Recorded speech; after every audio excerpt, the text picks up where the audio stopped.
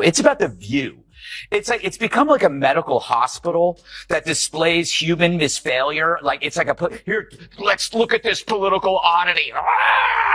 It's like, it really is like the left-wing equivalent of a carnival sideshow, except instead of bearded ladies and fat clowns and two-headed cows. Well, let me rephrase that. But The View is a victim of the sunk cost fallacy. How can you now speak the truth when for years you've been telling lie after lie after lie? Now you're carrying this big bag of rocks around you because it's too harmful for their ego to admit that Greg Gutfeld and Tyrus just served The View a masterclass in brutal, unfiltered honesty. And let's just say it was anything but pretty. Sunny Hostin and her crew never saw it coming as the duo unleashed a wave of sarcasm so sharp it could slice through steel. News, the feral monsters of The View say they've never heard of you-know-who. True, the show that makes mornings hell claim that my name doesn't ring a bell. It's time for... Our view on The View. Ugh. Yeah, the witch's coven finally shows me some lovin'. Yesterday on The View, yours truly was the subject of conversation. Apparently the broads have no idea who I am, or so they say. Hit it, Gladys. They said that Gutfeld talks about you all the time. Who is he? Really, who is he? I don't watch the show. He has a show. I don't watch the never show. heard of him. Yeah. I guess he's just obsessed with me. No. Next, Joy's going to say she's never heard of carbs. Seriously, her denial of knowing me is as believable. The world of political commentary is often a loop of predictable noise. And if you've ever tuned into The View, you've likely heard the same recycled liberal talking points, dressed up in performative outrage. But then came Greg Gutfeld and Tyrus, smashing that echo chamber like a sledgehammer through glass. And oh, did they deliver. Session? I mean, come on, Joy. Where would you even get that idea? Like Joy Behar's face, it's looking worse and worse by the day. More full of crap than Joy Behar after a night of scotch at Taco Bell. Her being named Joy is like me being named Ugly. Joy wasn't there on the show. Apparently Mondays are her days off when she feeds in the pasture. It now smells like a humid day inside Joy Behar's moo-moo. And the motives stink worse than Joy Behar's jog bra. I mean, assuming she jogs. Oh, wait, there she is.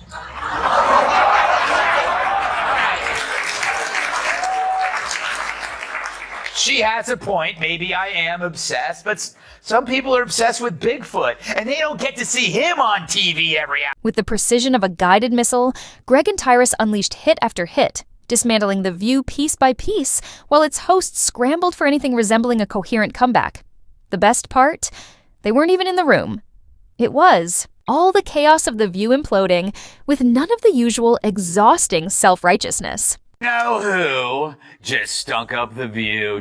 The Bidens joined The View this morning for the entire hour. The audience was caught off guard, but knew something was up when they saw a dozen Secret Service agents and 2 embalmers. There were a few awkward moments, though, when a confused Joe asked if he could bid on the showcase. But was he surprised, Kamala? Here's the thing about Greg Gutfeld. He doesn't need a stage to make someone look ridiculous. His podcast? It's a no-rules arena where liberal talking points go to die. Metaphorically, of course. No scripted applause, no polished. Monologues, just raw, unfiltered chaos. And in one particularly glorious episode, Greg, armed with razor-sharp wit and signature sarcasm, set his sights on The View. That so-called safe haven of sanctimonious left-wing commentary that clings to the moral high ground while circling the wagons around arguments that collapse under their own absurdity. Sure, all that, and the price of butter. Sonny gets the game ball. If it wasn't for her, asking that question, it might have been a closer election. But when nothing really comes to mind, I was like, ching.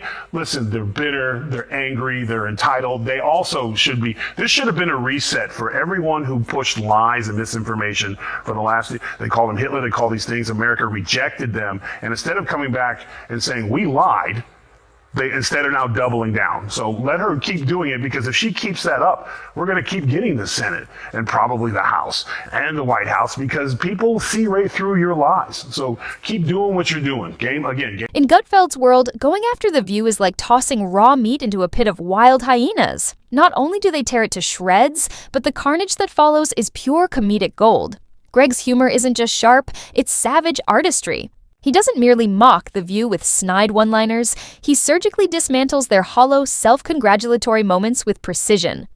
Every time a tired, predictable talking point escapes their lips, Gutfeld strikes back like lightning.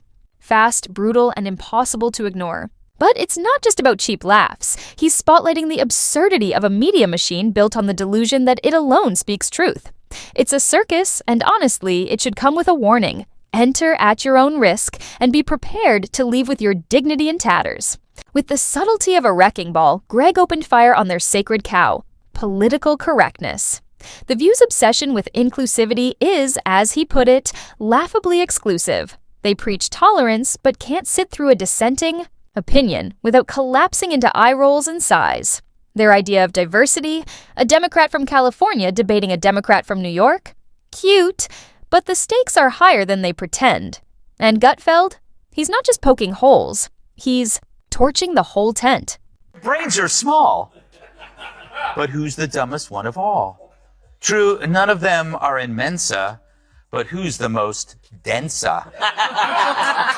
Perhaps it's Sonny who mastered the art of making idiots look smart. Now The View could ask a mirror who's the dumbest one of all, but there's no way that glass doesn't shatter. But Greg? Oh, he's far from done tearing into The View, simply calling out their performative progressivism. That's just the appetizer. Greg digs deeper, straight into the core of their hypocrisy. He doesn't just point out the obvious contradiction of preaching tolerance while riding around on a gilded moral high horse. He demolishes it.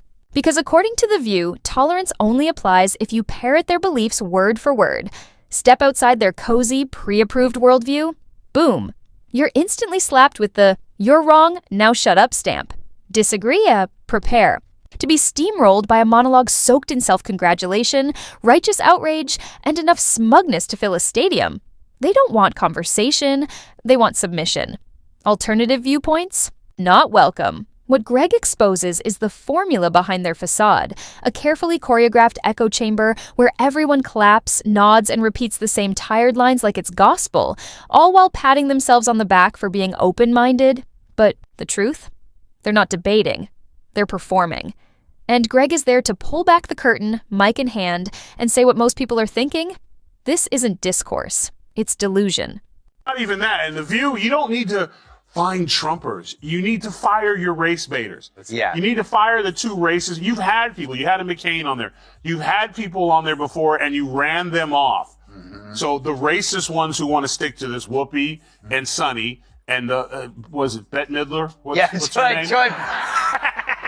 Broke-ass Bette Midler. Fire them and bring people in. Maybe you could get McCain to come back. She was a Republican, but every show and every break, she was nearly in tears because she was being... It's the oldest play in the book. Preach inclusivity, but keep the gates locked tight for anyone who dares challenge the sacred narrative. Watching The View is like watching a velvet-gloved cult, except the only deity they worship is their own elevated opinions. And Greg? He's not fooled. From his seat of sarcasm-laced truth, Gutfeld served the brutal reminder. Their version of tolerance is nothing but a hollow buzzword, crumbling the second someone steps even an inch outside their carefully manicured thought box. But he didn't stop there. Greg went after their hypocrisy like a bloodhound on the scent, relentless, sharp, and unforgiving. He called out how The View loves to perch on their moral soapbox, scolding America on how to think, while their logic collapses faster than a sandcastle in a storm. It wasn't just criticism, it was a surgical demolition every time the hosts threw stones. Greg held up a mirror, showing that the very behaviors they condemn in others, yeah, they live those out daily. They've perfected the art of finger-pointing, completely blind to the mirror full of contradictions staring right back at them. It's not just hypocrisy. The problem is that you have to go after the racist people. And if be the CEO goes, you know what, I'm not going to allow a woman on my show or man that will go after white America and talk about them like dogs. That doesn't represent our ideals or values for anyone. And get rid of those people, and this will clear up real quick. So do you have to actually look in the mirror and clean up your own backyard and get the racist people out? Because that's who you allowed in. You allowed black racist on TV who could just go all day and say anything about white people. And I guess lo and behold, they forgot that there's a lot of people at home, white people at home during the day that are not watching your show anymore. So just clean it up. Yeah. Emily, Greg Gutfeld isn't the type to let hypocrisy slide. With surgical precision, he peeled back the glossy layers of The View's smug self-righteousness, exposing every double standard like a magician revealing the wires behind the illusion. On Greg's watch, no one gets a pass, especially not those preaching virtue while drowning in contradiction. Hypocrites love accusing others of the very things they themselves specialize in, and Greg made sure that curtain got yanked wide open. Then came Tyrus. If Greg is the scalpel, Tyrus is the wrecking ball, blunt, fearless, and gloriously unapologetic. Where Greg slices with sarcasm, Tyrus smashes with truth. He doesn't waste time tiptoeing around feelings or dressing his points in polite packaging. He storms through nonsense like a freight train through glass. Tyrus doesn't bend to narrative. He doesn't care about staying within media-approved boundaries. He's there to obliterate the facade. And he does it with force. No filters. No apologies. His takedown of The View wasn't just commentary, it was a collision. While Greg layered wit and irony like an expert satirist, Tyrus came in swinging, turning every flimsy talking point into shattered debris. The hosts could recite their usual scripted outrage all day. Tyrus wasn't having it. He dismantled the entire charade with cold, hard facts and a tone that screamed, "Welcome to reality." It wasn't clean. It wasn't quiet. That's not what I read. The true sign of the apocalypse is someone that dumb has a law degree. Worse, if your name has the word sun in it, there's no excuse for not knowing how an eclipse works. But it's no surprise that Joy is the one who understands science. She's been on the science diet for years.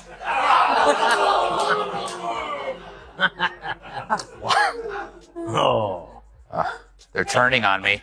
So that makes Sonny Hostin, who thinks climate change caused the solar eclipse, the dumbest of them all. Because everyone knows the moon caused the eclipse, which is controlled by the View's gravitational pull. Take Tyrus, for example. His commentary on The View's love for twisting facts was nothing short of surgical. They might throw out statements that sound right at first glance, but when you dig deeper, it's as hollow as a chocolate Easter bunny. Tyrus didn't sugarcoat it. He flat out called it what it was: disinformation dressed up in a velvet glove. He wasn't letting them get away with the usual misleading narratives. He laid down the truth, plain and simple. You can't spew lies and expect to be taken seriously. This wasn't a debate. This was a public service announcement that The View desperately needed. Then, the real magic happened. Greg and Tyrus, in their perfect blend of sarcasm and truth bombs, shredded the hosts without even being in the same room. They didn't need to engage with them directly. The raw force of their words hit harder than any face-to-face confrontation, and watching it unfold, it was pure satisfaction. Picture this.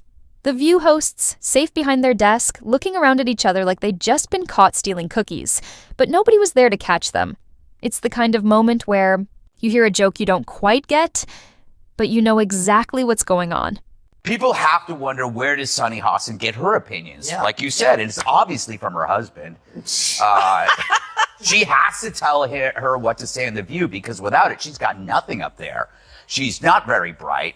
But the problem with her is that she went full racist. She injected skin color into a fairly generic behavior seen in all spouses, regardless of skin color. People marry, they listen to each other, they have something in common with them, they share their political views. She just didn't want to upset her husband by saying her husband makes her do everything, and then she'd have to accuse him of being a racist. Because if he told her that this is what white women do, then he's a racist. Greg Gutfeld and Tyrus didn't just make jokes about The View, they exposed the glaring contradictions in every talking point the show ever peddled. It wasn't just about taking down the individual hosts, it was about dismantling the entire View ecosystem of hypocrisy. And let's be real, Greg and Tyrus were the perfect duo for the job. Greg seized the mic to take a hard swing at the self-righteousness that runs through The View. He mocked their inability to see beyond their narrow, rehearsed outrage, a cycle that fuels their daily programming. It was like watching a dog chase its own tail, except this time the dog thinks it's solving the world's problems by barking at the sky. Greg's commentary cut through their sanctimonious air like a breath of fresh air. If The View wanted to preach tolerance, he reminded them they might want to start by accepting ideas that don't neatly fit into their own agenda. Until then, all that talk about tolerance was just lip service. And then there was Tyrus. While Greg painted the picture with humor, Tyrus came in like a wrecking ball, swinging a 1-2 punch of cold, hard logic and brutal truth. No fluff, no sugarcoating, just the facts. Hostin's obsession with race gets thrown back in her face. Today's video comes to us from sunny Hostin. Sounds like a town. We're in sunny Hostin. She was on PBS's Finding Your Roots, a show dedicated to researching celebrity ancestry. For context, Sunny is a staunch supporter of reparations and has made a fortune spewing nonsense about white privilege and racial justice. Well, turns out she's not as oppressed as she claims she is. She's actually the descendant of slave owners. Tyrus wasted no time pointing out the glaring hypocrisy at the heart of The View. While the show endlessly pushes a narrative of victimhood and liberal superiority, it conveniently overlooks its own contradictions. The message is clear. You're allowed to feel oppressed as long as you're on the right side of the political spectrum. It's a tired, predictable routine, and Tyrus wasn't having it. He tore into The View, reminding them that while they love to play the victim card, they rarely acknowledge the flaws within their own ideology. Their moral high ground, so carefully constructed, was obliterated by Greg and Tyrus's relentless takedown of every misstep. It was like they were holding up a mirror, and what The View saw staring back wasn't pretty. The hosts, caught in their usual self-righteousness, looked like deer in headlights. The silence was almost deafening as Greg and Tyrus sliced through their echo chamber with surgical precision. In a world where politics often feels like a high-stakes poker game, Greg and Tyrus stepped into the ring, called The View's bluff, and laid it all bare. Sausage maker Johnsonville is recalling more than 42,000 pounds of pork sausage for possible contamination with plastic fibers. Fortunately, authorities were able to track all 42,000 pounds to a single location in New York City. The hosts of The View found themselves trapped, tangled in their own contradictions, unable to defend their positions. The brilliance of it all? It wasn't even a confrontation. No shouting matches, no awkward silences. Just pure, unfiltered truth. Greg and Tyrus didn't need to be physically present to send the show spiraling into confusion and self-doubt. Their words, delivered from the comfort of their podcast, were enough to dismantle everything The View had been preaching. The backlash was inevitable. Greg and Tyrus are like a comedic hurricane. You can sense it coming, feel the winds picking. Up and then, boom, you're left standing in the rubble of shattered liberal talking points, wondering how it all came crashing down. What sets them apart is their precision. They don't go for the easy shots, they go straight for the jugular, cutting through the show's faux moral superiority and revealing the emperor has no clothes. In the end, The View didn't just lose the argument, they lost every ounce of the moral high ground they love to flaunt. Greg and Tyrus didn't just expose their contradictions, they tore down the entire charade. And the best part? They did it without even stepping into the lion's den. The View may have thought they were untouchable, but Greg and Tyrus showed everyone that even the biggest media empires are vulnerable when they're too busy patting themselves on the back. To The View, we say, "You've been warned, the next time Greg